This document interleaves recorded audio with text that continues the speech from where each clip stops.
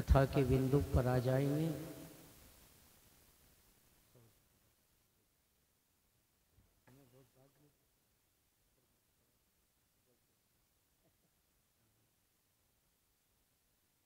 प्रेरणा ईश्वर की, और प्रेरणा हमेशा ईश्वर की ही होना चाहिए।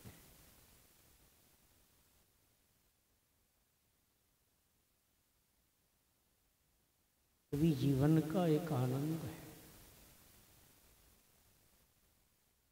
जीवन का आनंद तभी मिलेगा भजन।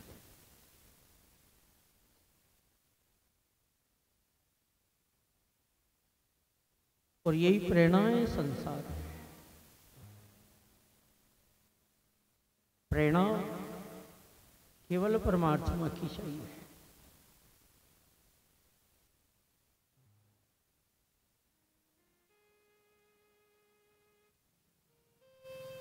आत्मलाभम परम लाभम न विद्यते, आत्मम सुखम परम सुखम न विद्यते। इस संसार में आत्मा के सुख के बिना सारे सुख संसार के साधन फीके लग जाएंगे। आपकी आत्मा सुखी नहीं है तो जितने भी साधन हैं यहाँ धन पद प्रतिष्ठा फैल, क्योंकि आपकी आत्मा सुखी नहीं है। आत्मा से बढ़कर के कोई भी लाभ इस संसार में बड़ा नहीं हो सकता है। घर में चाहे बहू रहे, बेटी रहे, सास ससुर रहे, और प्रेम अगर परिवार में है सास बहू का, तो सूखी रोटी दे दो आप, गरिष्ठ भोजन से कई गुना उसमें स्वाद आ जाएगा और आपको अंग लगेगी। दो रोटी सूखी भी आपको अंग लग जाएगी। क्यों? आपकी आत्मा सुखी है। आप प्योर देसी घी में दे दो और घर में चाऊ म्याऊ चल रहा है, कोई फायदा नहीं, कोई फायदा नहीं। तुलसी ने रामचरितमानस में लिखा है, जहां सोमती ता संपत्ति ना। परिवार भले गरीब हो चलेगा, कपड़े पुराने हैं चलेगा, पहनने के कपड़े प्रेस के नहीं है चलेगा, लेकिन घर में प्रेम।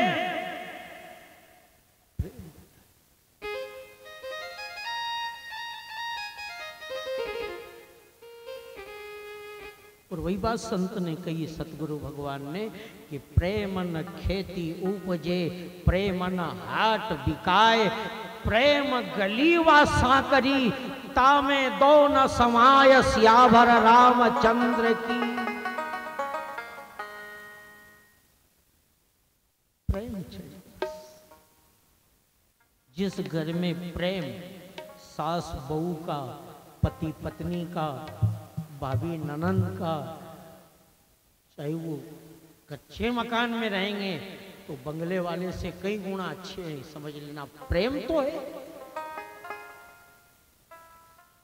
ले आपका 3 मंजिल बंगला है और घर में अगर प्रेम नहीं तो लगाओ, अंदाज लगाओ आप छोटा सा।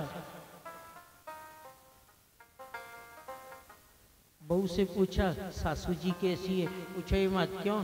4 साल से मेरे से तो बोले ही नहीं, अब कहीं रोए, कहीं थर से बोली ने।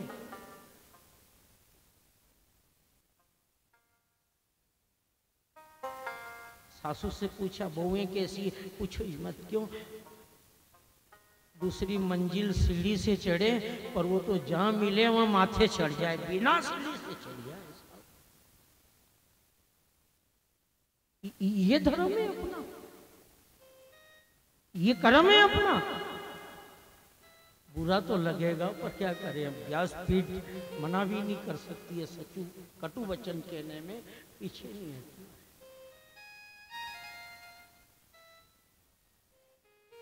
एक चीज और समझ लो आप,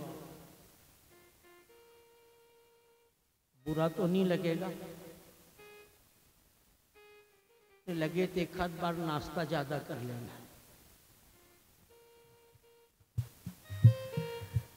बहू को अगर अपनी सासू को बहू के हाथ से अच्छी चाय पीना, अदरक वाली, भोजन गरम गरम करना है तो अपनी बहू की तारीफ करना शुरू कर दो। क्यों साहू जी, गलत तो नहीं?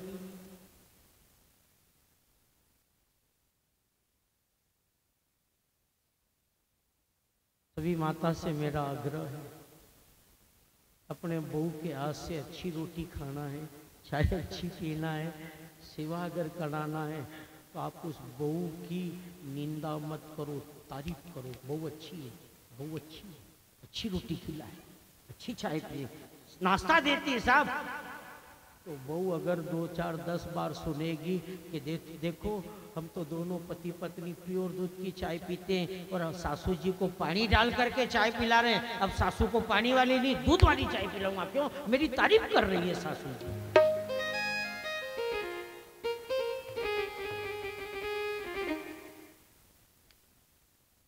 ये तो मैंने भोपाल में अनुभव किया, 1-2 जगह भोपाल की बहनें बैठी है यहाँ। एक जगह ऐसा देखा था मैंने, 2005 की कह रहा हूँ मैं आपसे, नाम नहीं बताऊंगा, उसी इलाके की बहन जी बता रही है यहाँ भोपाल से। दोनों पति पत्नी ने चाय बनाई, मेरे लिए भी चाय आई, मैंने उनसे चाय पी ली। फिर मैंने उस बहन जी से कहा क्यों तेरी सासू जी के लिए? गुरुजी भूल गई बना रही, तो उसने जो चाय बची थी उसमें थोड़ा पानी डाल दिया और वो पानी वाली चाय सासू को पहुंचा दी। मैंने अनुभव किया इस चीज का, आपको बता रहा हूँ। तो सासू ने भी मेरे से कहा गुरुजी, हाँ मेरी बहू, मेरे बेटे ने चाय बनाई उसमें से आपने पी, मैं हाँ तो मेरी भी चाय थोड़ी पी लो। मैंने कहा दे माई, ला दे दे पी लूंगा। और उस माई ने एक घूंट मेरे को चाय पिलाई, चाय में आंख बंद करके पी गया। उससे बोला नहीं माई से कि ये क्या चाय है, पर जिस बहू ने चाय बनाई थी उसको किचन में जाकर के कहा कि तेरा सत्यानाश हो जाएगा। उसने कहा क्यों गुरुजी? तुम दोनों पति पत्नी ने और मेरे लिए चाय प्योर दूध की बनाई थी? बोले हाँ। और तेरी सासू को चाय? बोले गुरुजी उसमें पानी डाल दिया था। सच्ची घटना बता रहा हूं। उससे कहा था मैंने कि ये तेरी माँ है, सासू मत समझना, ये तेरी सासू माँ है। जन्म देने वाली सास तेरी पाप की है, पर ये सास तेरे धर्म की माँ है।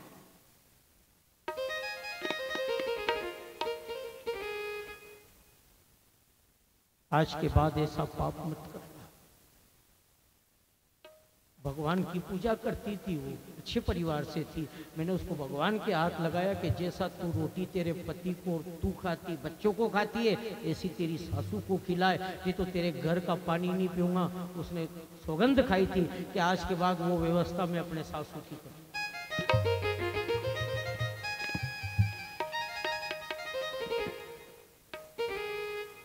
सासू अगर घर में है तो उसको सास मत समझो, अपनी माँ है। और उस माँ का आशीर्वाद अगर मिल गया बहू को, बेटे को, पोते को, नाती को, तो समझ लो आपके जीवन का हमेशा आनंद ही आनंद होगा। और बूढ़े सास ससुर का श्राप मिल गया है, आप चारों दिशाओं में रोते फिरना, कुछ भी मिलने वाला नहीं है। फिर तो क्या बहुत कमाया कोरोना में गया, बहुत कमाया कोरोना में गया, आप कोरे मोरे होके बैठे रो तुम्हारे बाप को।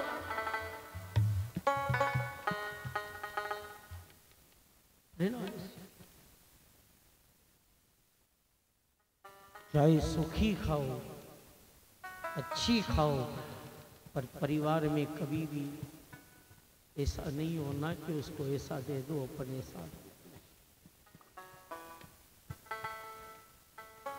हमेशा इनकी सेवा करो।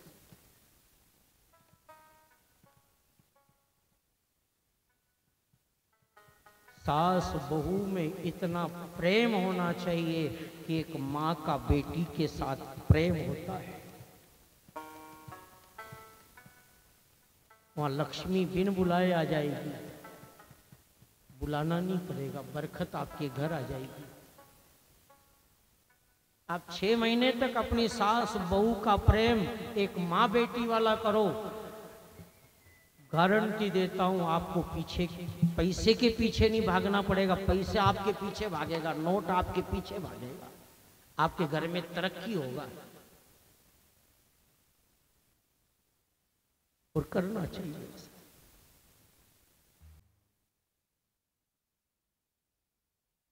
नहीं तो ये बात गुजरियों ने भी कह दी थी भगवान श्याम सुंदर से,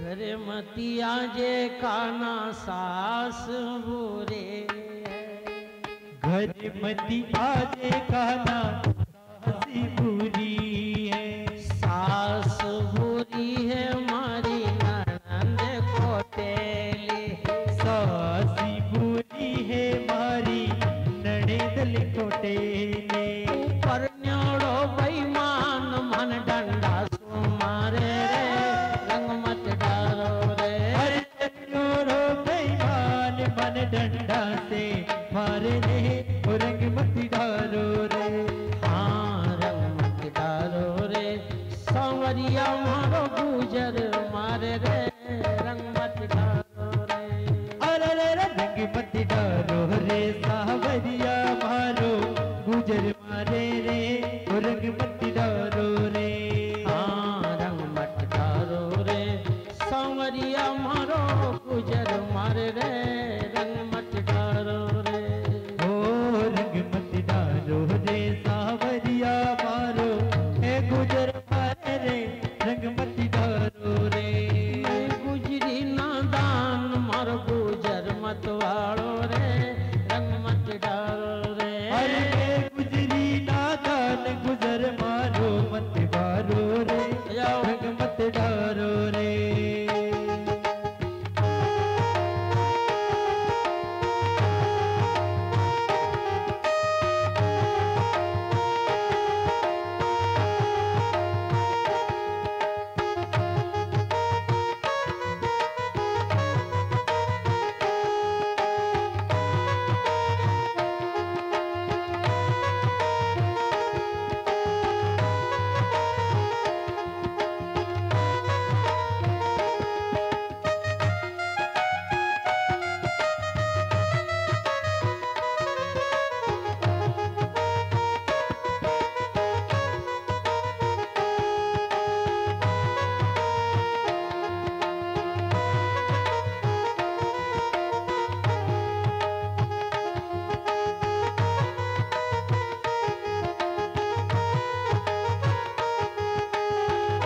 रंग मत डालो रे, सावरिया मारो गुजर मारे रे, रंग मत डालो रे, सांवरिया सरकार की की जय।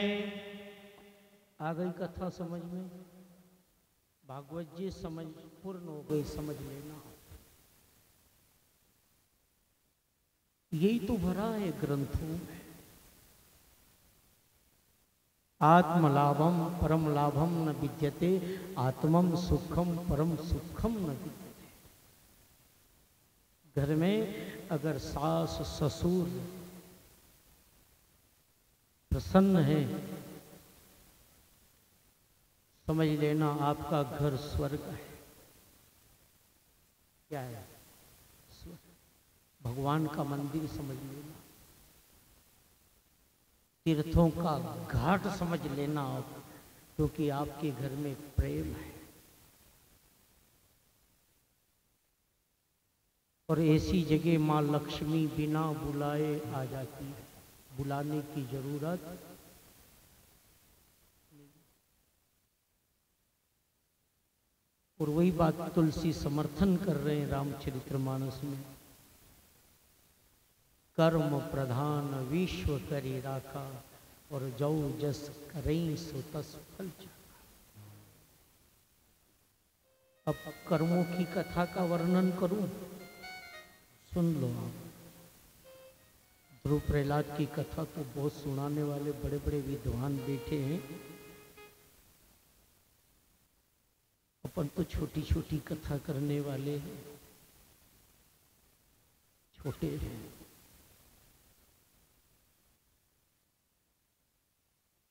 एक माँ बुढ़िया माई थी, बुढ़िया माई थी। बेटा गर्भ में था और पति मर गया था। पति जब मरा कुछ दिन बाद उस माई को बेटा पैदा हो गया। होता है कोई ऐसा। वो माँ अपना भविष्य उस बेटे पर टिका गई कि मेरा बेटा है। खाना पीना, चलना बैठना, पढ़ाना लिखाना, आचार विचार, ये माँ के है। बेटे को पढ़ाया लिखाया, शहर वालों ने, कॉलोनी वालों ने, मोहल्ले वालों ने उस बेटे को छोटी मोटी नौकरी दे दी और वो नौकरी मिली, अध्यापक भी, टीचर बन गया बेटा। देखो ये माँ की कृपा है। टीचर बन गया बेटा तो किसी समाज वाले ने अपनी बेटी का रिश्ता तय कर दिया, अपनी बेटी सुखी रहेगी।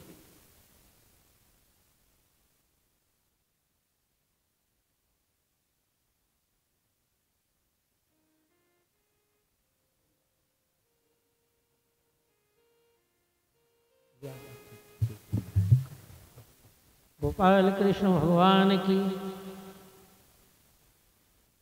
उस गरीब मां के बेटे को एजुकेशन में सर्विस हो गई साहब, अध्यापक बन गए, टीचर बन गए। धीरे धीरे वो बच्चा इतनी मां के आशीर्वाद से प्रिंसिपल बन गया। अच्छे परिवार से बच्ची, परिवार वालों ने अपनी बेटी दे दी, शादी कर दी।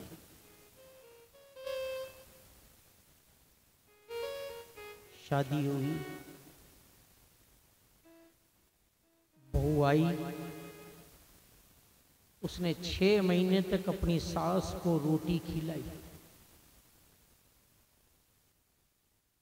और 6 महीने बाद उस बहू ने अपने पति से कहा, सुनते हो जी? बहू क्या बोलती है? सुनते हो जी? ये पहले बोलती थी, अब तो नहीं बोले। अब तो है ना, अभी की जो बहू है ना, आजकल की चाइना मॉडल, पति को आवाज भी नहीं लगाती।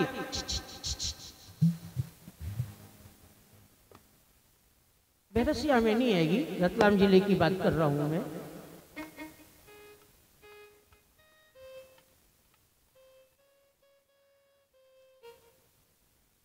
बहू, वो बेटा भले अपने माँ बाप परिवार में बैठा हो, 10 जने में बैठा हो, और बहू ने दिरफ से कह दिया, वो छछुंदर दौड़ करके आ जाएगा। बोल क्या कह रही है?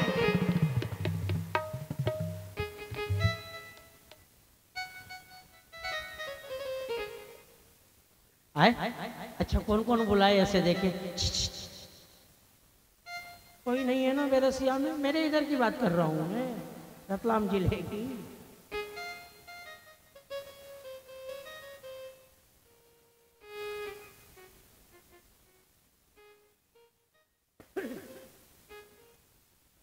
छह महीने के बाद उस बहू ने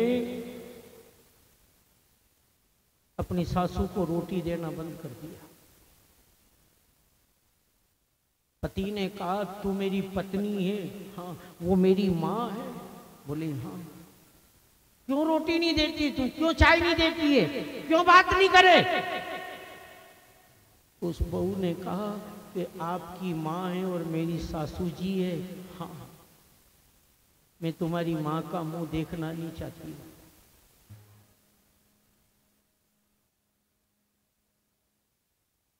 उस प्रिंसिपल साहब ने कहा अपनी पत्नी से, क्यों? क्योंकि तुम्हारी माँ एक आंख से अंधी है। क्या है? एक आंख तुम्हारी माँ की फूटी हुई है, इसलिए मैं तुम्हारी माँ के सामने जाना नहीं चाहती हूँ, मैं अच्छे घर की हूँ।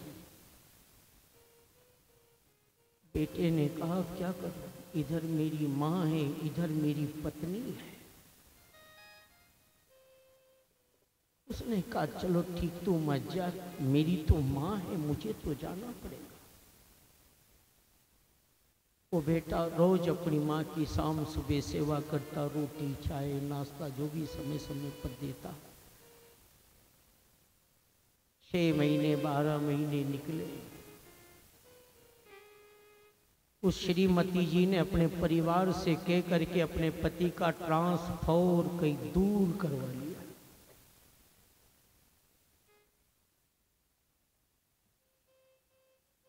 ट्रांसफर जब हुआ तो उस बूढ़ी माँ ने कहा, बेटा तू अपनी पत्नी को लेकर के जा, सुखी रहना, जहां भी रहे वहां सुखी रहना, पर मैं तो अपने घर को, अपने मकान को, अपनी गरीबी को, अपनी मुसीबत को नहीं छोड़ सकती।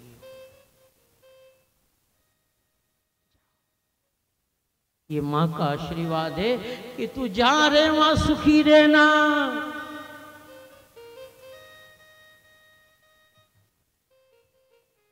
दोनों पति पत्नी अपनी मां को छोड़ करके चले गए। 6 महीना 12 महीना निकल गए।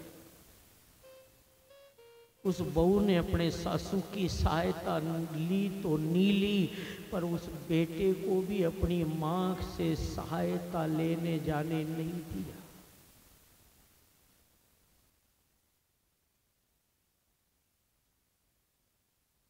उत्तर भारत की कथा है।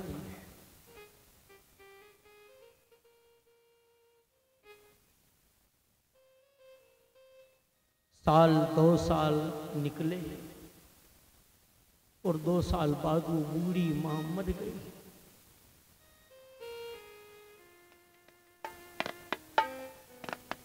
बड़ा आदमी बन गया था उस गरीब मां के आशीर्वाद से बेटा। एक दिन कई सत्संग की आवाज कान में पड़ी और मातृ शक्ति की कथा सुनने वाले उस प्रिंसिपल ने, तो उसने घर जाकर के कहा पत्नी से कि मैं 4 दिन ट्रेनिंग पे जा रहा हूँ, तो यहीं रहना, मैं जा रहा हूँ। क्योंकि उसको माँ की याद आ गई थी कि मेरी माँ 6 साल से मुझे समाचार, कोई संदेश, कोई चिट्ठी, कुछ नहीं था। उस समय कुछ भी साधन नहीं था। प्रेरणाएं मिली और प्रेरणाएं मिलने के बाद वो बेटा 6 साल के बाद एक गांव में पहुंच गया, अपनी जन्म भूमि में। तो मकान गिर गया। अच्छा मकान था, कच्चा मकान था, गिर गया। बम्बुल खड़े हो गए उसमें। वो अध्यापक महोदय उस जमीन को, उस मकान को देख करके खड़ा, हाथ जोड़ करके कि मकान गिर गया है, मेरी माँ कहाँ होगी?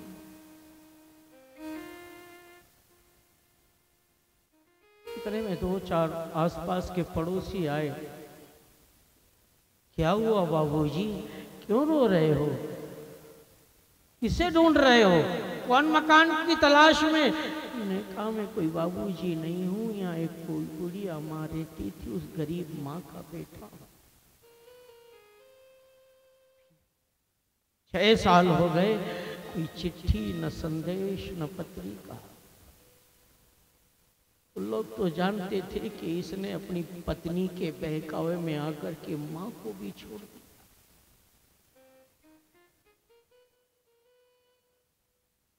पड़ोस में एक बेटी आई। उस बेटी ने एक कपड़े में पोटली बंधी थी वो पोटली दी। भैया हाँ, तुम्हारी माँ मरते मरते ये पोटली मुझे कपड़े में बांध करके दे गई थी। इसमें एक चिट्ठी भी लिखाई थी, वो इसी में धरी है। उस अध्यापक प्रिंसिपल महोदय ने पोटली खोली, उसमें चिट्ठी थी। चिट्ठी को लेकर के पढ़ा। बेटा, मैं तेरी माँ हूं, तेरी शादी भी करी, बहू भी लाई, लेकिन मुझे बहू का सुख नहीं मिला। तेरा जन्म नहीं हुआ, तेरा पिता स्वर्गगामी हो गया था। मैंने सोचा कि बेटा अपनी सेवा करेगा, बहू मेरी सेवा करेगा, मुझे रोटी खिलाएगी। लेकिन बहू भी बहुत बड़े में की मिली है। पर देख, तेरी बहू मेरे से एलर्जी करती थी कि तुम्हारी माँ की आंख फूटी, इसलिए मैं तुम्हारी माँ का मुंह नहीं देखूं, तुम्हारी माँ का चेहरा नहीं देखूं। पर याद रखना बेटा, तेरे को भी इस माँ ने नहीं बताया था। तू छोटा था, खेल रहा था और तेरी आंख फूट गई थी। तो मैंने डॉक्टर लोगों से हाथ जोड़ा, भीख मांग करके तेरी फूटी आंख मैंने लगवाई और मेरी अच्छी आंख तेरे को लगाई थी कि मैं क्या देखूंगा, तू मेरा बेटा है, तेरे को बहुत समय निकालना और बहुत कुछ देखना।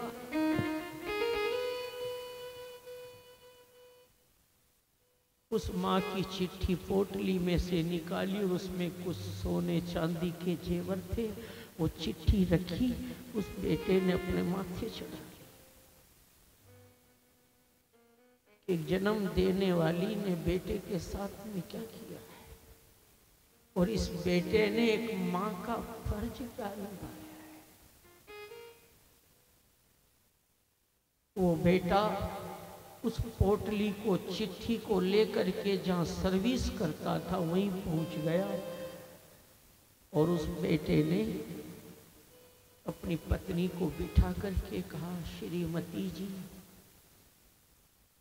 तू मेरी माँ से इतनी घृणा करती थी,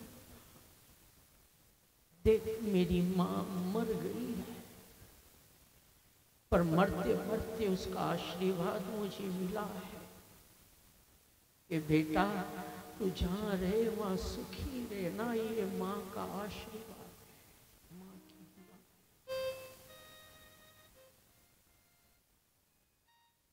पत्नी ने पति से कहा, मरना है मरने दो, मर गई तो। और उस अध्यापक ने अपनी पत्नी से कहा, इस चिट्ठी को पढ़। पत्नी ने चिट्ठी को पढ़ा। मेरी बहू, जिस फूटी आंख से तू मेरे से नफरत करती थी, ये आंख फूटी तेरे पति की थी जो मैंने लगवाई, और मेरी अच्छी आंख तेरे पति को बचपन में अच्छे डॉक्टर से लगवा दी।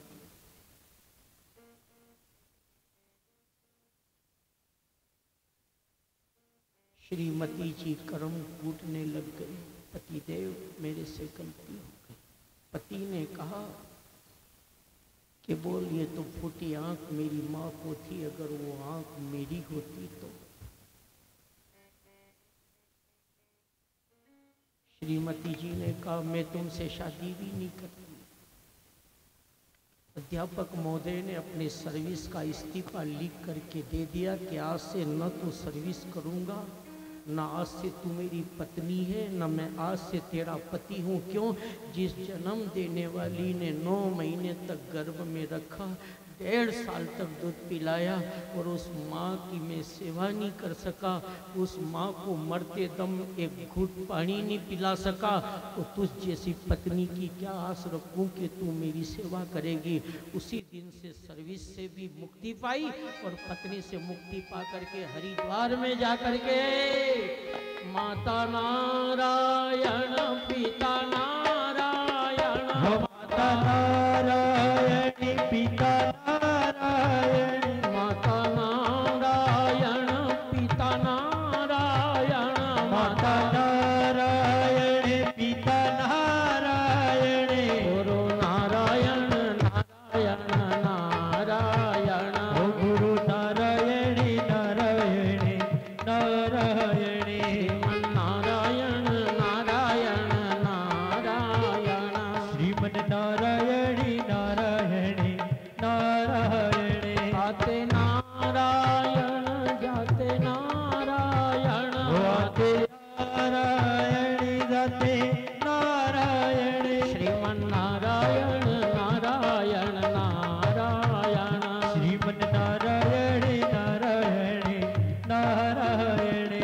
देवी नारायण नारायण नारायण।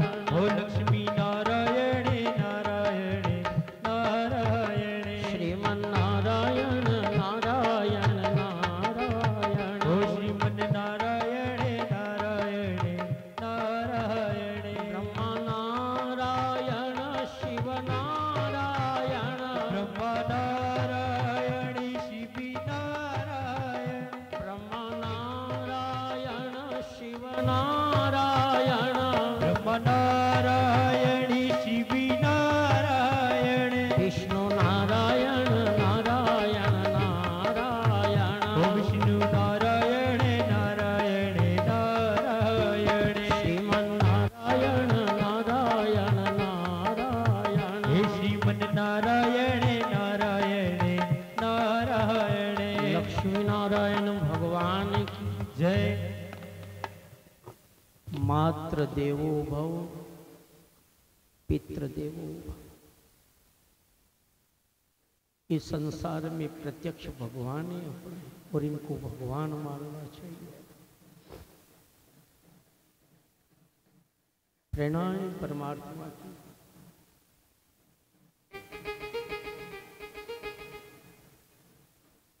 प्रेरणा परमात्मा की है, और प्रेरणा परमात्मा की ही बनी रहे।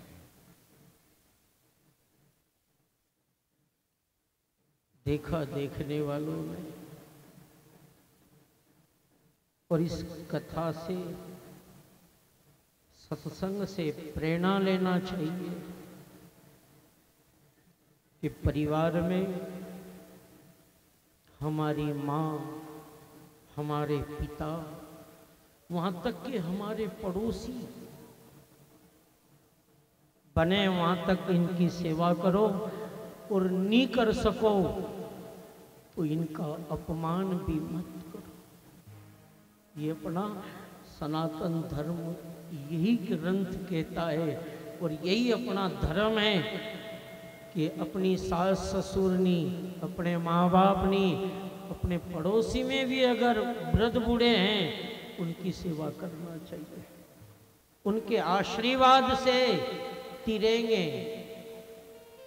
उनके आशीर्वाद से सुखी हो जाएंगे, उनके आशीर्वाद से हमारा परिवार आगे बढ़ जाएगा। और परिवार में, पड़ोस में बड़े बूढ़ों की आत्मा दुखाने से, उनके अंतरात्मा से जो श्राप निकलेगा, तरक्की नहीं कर सकेंगे, आगे नहीं बढ़ सकेंगे, और ऐसी अवस्था में आ जाएंगे कि करेंगे सीधा और होएगा उल्टा। किसी गुरु में कोई ताकत नहीं कि कोई उसको सीधा कर सकता है, कि माँ बाप के, सास ससुर के, बड़े बूढ़ों के श्राप से कोई गुरु किसी का भला नहीं कर सकता है। और वही बात संतों ने कही है, दुख पर दुख गुरु